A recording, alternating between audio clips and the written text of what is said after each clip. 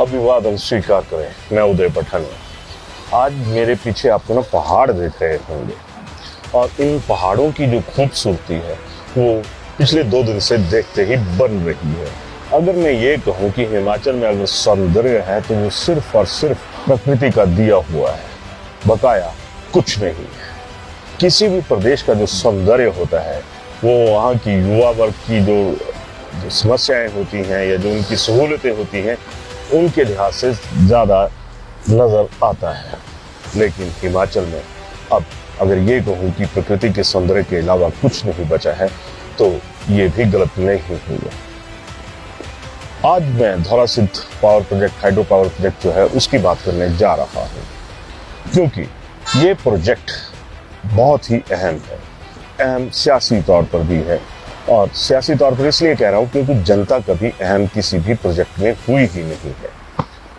Dhaulasidh power project ये हमीरपुर जिला का पहला पावर प्रोजेक्ट था। जब इस प्रोजेक्ट की बात आती है तो 1998 सन 1998 में इसकी जो सोच थी, इसके लिए जो खाका था, वो तत्कालीन मुख्यमंत्री प्रोफेसर प्रेम कुमार धूमल ने रचा था, बसा था, देखा था। और आज सदी बदल गई, पावर प्रोजेक्ट भी लगभग तैयार होने के कगार पर है। और इस पावर प्रोजेक्ट से हिमाचल के लोगों को कितनी सी रोजगार के मामले में पावर मिली है, ये अब एक बड़ा सवाल बन चुका है। कुछ अर्सा पहले विधानसभा में एक सवाल लगा कि जो धौलासिद्ध का पावर प्रोजेक्ट है इसमें हिमाचल के जो बेरोजगार हैं उनकी रोजगार में हिस्सेदारी कितनी है। यह सवाल सुजानपुर के विधायक राजेंद्र राणा ने विधानसभा में लगाया था। तो जो सवाल का जवाब आया वो भी इस पहाड़ की ही तरह एक बहुत बड़ा सवालों का पहाड़ खड़ा करने वाला है। राजेंद्र राणा ने एक सवाल पूछा था कि ब्यास नदी पर निर्माणाधीन धौलासिद्ध परियोजना पर सरकार और SJVN के बीच हुए MOU के मुताबिक रोजगार को लेकर क्या क्या शर्तें निर्धारित की गई थी। उन्होंने ये भी पूछा कि इन शर्तों के आधार पर प्रदेश के कितने और किन किन लोगों को रोजगार उपलब्ध करवाया गया है और कितने मामले अभी तक लंबित हैं। जिला हमीरपुर और कांगड़ा के कितने लोगों की जमीन परियोजना के तहत प्रस्तावित हुई है और प्रभावित परिवारों में कितने व्यक्तियों को रोजगार दिया गया तथा कितने मामले लंबित हैं, इन्हें कब तक रोजगार प्रदान किया जाएगा। और लास्ट सवाल ये था कि MOU के अनुरूप इस परियोजना में प्रदेश के बाहर से कितने लोगों को रोजगार दिया गया है, ब्यौरा दें। तो जब ब्यौरा आया तो खासा हैरान करने वाला था। बताता चलूं कि इस प्रोजेक्ट की जो कॉस्ट है वो 688 करोड़ के करीब आंकी गई थी, और सरकार ने जो जवाब दिया वो बहुत ही दिलचस्प भी था और हैरान करने वाला भी था। सरकार ने बताया कि धौलासिद्ध परियोजना में प्रदेश के 373 लोगों को रोजगार प्रदान किया गया है, और इसके बाद ये भी बताया कि धौलाधार का जो प्रोजेक्ट है उसमें 4000 लोगों की जो जमीन थी वो प्रभावित हुई है, जिसमें से जिला हमीरपुर से 2634 वो जिला कांगड़ा से 1367 लोगों की जमीनें प्रभावित हुई हैं।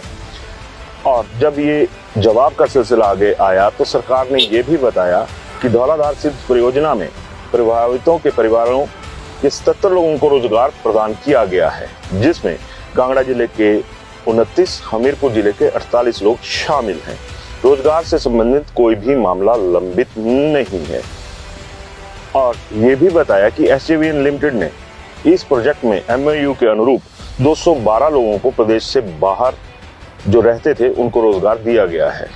अब आप देख रहे होंगे कि जो धौलासिद्ध पावर प्रोजेक्ट है उसके दृश्य भी आप साथ में देख रहे हैं।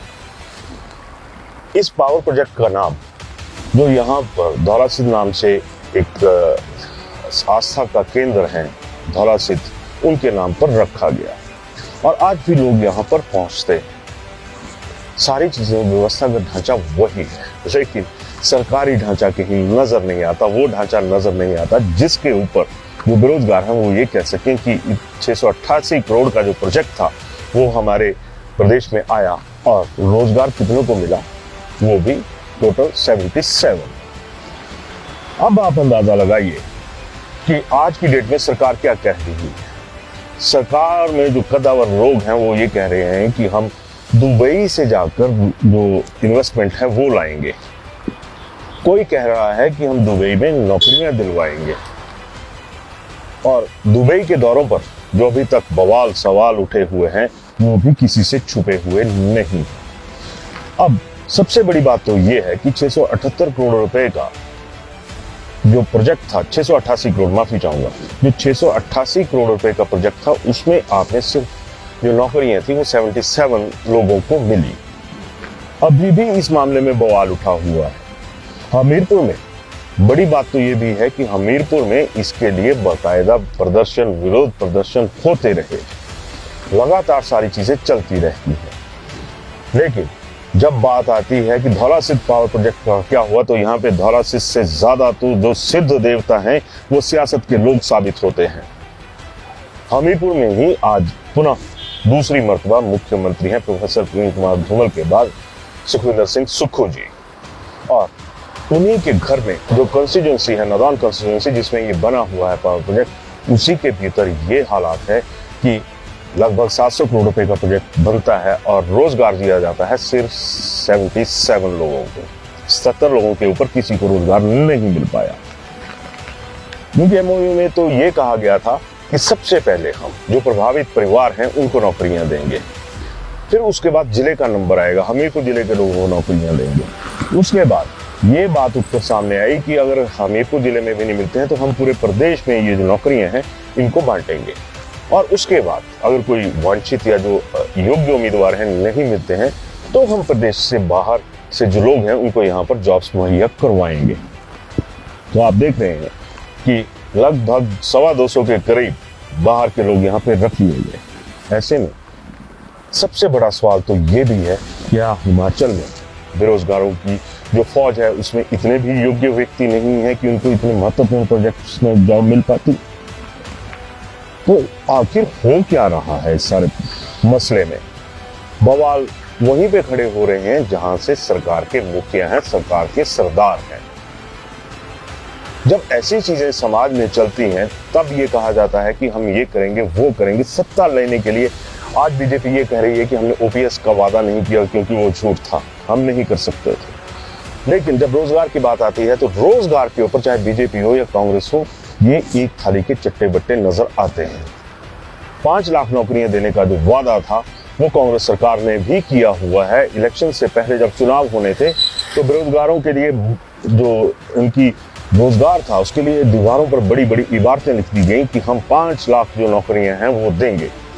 सवाल तो बहुत सारे उठते हैं कि जब इन सारी चीजों को लेकर बेरोजगारों ने भरोसा जताया था तो क्या हुआ, और अब जब उस भरोसे को साबित करने की वक्त है और वक्त चला भी हुआ है, उसमें सरकारें क्या कर रही हैं? एसजेवीएनएल तो छोटा सा मुद्दा है। क्या वजह है कि अब ये कहा जा रहा है कि जो रोजगार है उसको हम विदेशों में भी पैदा करेंगे। बहुत अच्छी शुरुआत है अगर सरकार इस ऐलान पर कि हम बाहर जॉब्स दिलवाएंगे, विदेशों में नौकरियां दिलवाएंगे, लेकिन विदेश से पहले देश, देश के साथ में आ जाता है प्रदेश, प्रदेश के साथ आ जाता है जिला। तो उस जिले में ही जहां से जो प्रभावित हुए थे, कांगड़ा की लोगों की जो जमीनें आई और जो दूसरे आए, वहां पर जो आंकड़ा है वो 700 करोड़ के प्रोजेक्ट में सिर्फ 77 रोजगार पर टिक जाता है। फिर व्यवस्था में लोचा है या सोच में लोचा है, ये सबसे बड़ी बात है। परियोजनाएं बनती हैं, कोई बुरी बात नहीं है, परियोजनाएं बननी चाहिए। हाल ही में प्रदेश सरकार ने यह भी कहा है कि जो कांगड़ा का जो हम उसको टूरिस्ट कैपिटल बनाने की बात कर रहे हैं, वहां के एयरपोर्ट की एक्सपेंशन की जाएगी। यहां पर भी विस्थापन का दर्द पहले भी हजारों लोग झेल चुके हैं और अब तो 30,000 के करीब का जो विस्थापन है उसकी बात सामने आ रही है। तो अब फिर वहीं पे सवाल आ जाता है, पर उस सवाल से पहले जरा ये देखिए कि इसमें एक युवक क्या कह रहे हैं। ये जब कांगड़ा एयरपोर्ट का दूसरी बार विस्तार हुआ तो अरछालू पंचायत, सनोरा पंचायत और कठुमा पंचायत की जमीनें गई थी, तो काफ़ी लोग जो कि बेघर हुए थे, विस्थापित हुए थे। चलो इधर उधर लोग फिर उन्होंने अपना घर डाल लिए। चलो लोगों ने फिर सोचा कि एयरपोर्ट बड़ा हुआ है तो हमें रोज़गार मिलेगा, ऐसे तैसे करके लोगों ने कईयों ने दुकानें खोली, रेस्टोरेंट खोल लिए, कईयों ने गाड़ियों का काम किया। तो मैं एक बात अभी गाड़ियों के ऊपर कहना चाहता हूँ, 10-12 साल तो लोगों ने चलो गाड़ियों के ऊपर अपना घर परिवार चलाया, पर अभी जो इसमें जो कांगड़ा एयरपोर्ट में है, जो लोकल टैक्सी यूनियन को काम मिलना चाहिए तो वो लोकल टैक्सी यूनियन को काम नहीं मिल रहा है। एयरपोर्ट अथॉरिटी के द्वारा बाहर के लोगों को आमंत्रित किया जा रहा है कि 40-50 किलोमीटर के लोगों मतलब यूनियनों को आमंत्रित किया जा रहा है कि आप आओ इधर काम करो। तो हम इस बात का हमने विद्रोह भी किया। तो हम अथॉरिटी के पास गए तो उन्होंने कहा कि हमने एचपी गवर्नमेंट से ज़मीन ली हुई है, हमने आपसे ज़मीन नहीं ली हुई है, और आपने जो टैक्सियाँ डाली है हमें पूछ के टैक्सियाँ नहीं डाली है। हम तो जिस मर्जी को मतलब एक होता है टेंडर होता है उसे जिस मर्जी को दे देंगे। तो मेरा ये प्रशासन से कहना है कि अभी इसी वक्त हमें जो लोकल लोग हैं उन्हें रोज़गार नहीं मिल रहा है, तो अभी जो एयरपोर्ट का विस्तार हो रहा है तो उसके बाद क्या मिलेगा। हमें यही प्रशासन से कहना है कि ये लोगों के साथ ठीक नहीं हो रहा है, स्थानीय लोगों के साथ ठीक नहीं हो रहा है। ये कोई एयरपोर्ट अथॉरिटी के बहुत बड़े अधिकारी नहीं है, एयरपोर्ट अथॉरिटी में इनका कोई बहुत बड़ा हिस्सेदारी नहीं है या कोई बहुत बड़ा रोल नहीं है। ये लड़के वो हैं जो यहाँ पर अपनी टैक्सियाँ चलाते हैं, और अब आलम ये हो गया है कि इसके जो ठेका देना होता है उसको भी बाहर से पार्टीज को बुलाया जा रहा है। मामला कोर्ट में पहुंच चुका है, कोर्ट अपना न्याय करेगा, कोई दो राय नहीं। लेकिन व्यवस्था क्या न्याय कर रही है? लोगों को हर मसले के लिए कोर्ट की राह क्यों देखनी पड़ रही है?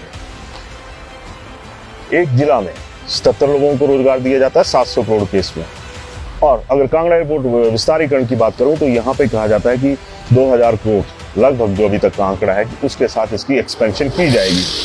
आपकी एक्सपेंशन तो हो जाएगी, सपनों का विस्तार हो जाएगा, लेकिन इस विस्तार की वजह से और इस विस्तार की मार की वजह से जो लोग तार हो रहे हैं उनका क्या है? आज टैक्सी जो चालक हैं वो अपने हक के लिए रो रहे हैं, तब मायने कुछ और हो जाते हैं। मेरी सूचना के मुताबिक जब ये मामला कोर्ट की दहलीज पर पहुंचा तो उससे पहले की जो वजह थी उसमें ये कहा गया कि हमें जो एयरपोर्ट के लिए जमीन पिछले दौर में दी गई थी वो हिमाचल सरकार ने दी थी केंद्र सरकार को, और अब इन लोगों का कोई हक नहीं है उसके ऊपर। टेक्निकली और लीगली कुछ भी हो सकता है, लेकिन मानवीय तौर पर क्या हो सकता है इसके बारे में किसी का कोई ध्यान नहीं। धौला सिद्ध पावर प्रोजेक्ट की हकीकत आपके सामने है, और जो गग्गल एयरपोर्ट का विस्तार के मामले की मैंने बात करी वो भी आपके सामने है। और जिस तरह से रोजगार देने की बात कही जा रही है कि विदेशों में रोजगार देंगे, तो क्या देश और प्रदेश में रोजगार का इतना अभाव हो गया है कि बच्चों को घर की मिट्टी से दूर करके मिट्टी होने के लिए भेज दिया जाए? मजबूरी में हर कोई जाता है। इन दिनों और विदेश की जो यात्राएं हैं उनके ऊपर मजदूर जा रहे हैं कि वहां पर हमें जॉब मिल जाएगी। इजराइल गाजा पट्टी की बात कर रहा हूं मैं, तो लोग अपनी जान हथेली पर रखकर वहां भी जा रहे हैं क्योंकि रोजगार है ही नहीं। चाहे देश की बात करें चाहे प्रदेश की बात करें, फिर पावर प्रोजेक्ट्स, फिर दूसरे डेवलपमेंटल प्रोजेक्ट्स किसके लिए हैं? नेताओं के विकास के लिए या आम आदमी के विकास के लिए? तय आप कीजिएगा और अपने विचार भी जरूर दीजिएगा। धन्यवाद। शिमला होटल, घर के बाहर घर जैसा अपनापन। अपने वेकेशंस को सुनहरी यादों में पिरोएं शिमला होटल के साथ। राजसी वैभव और राजस्थानी आव भगत जो देगी आपको एक रॉयल फील। हिमाचल वासियों के लिए जयपुर में ठहरने का अपना hotel Shimla hotel. Heritage above 1, हवा महल रोड, चांदी की टकसाल, जयपुर।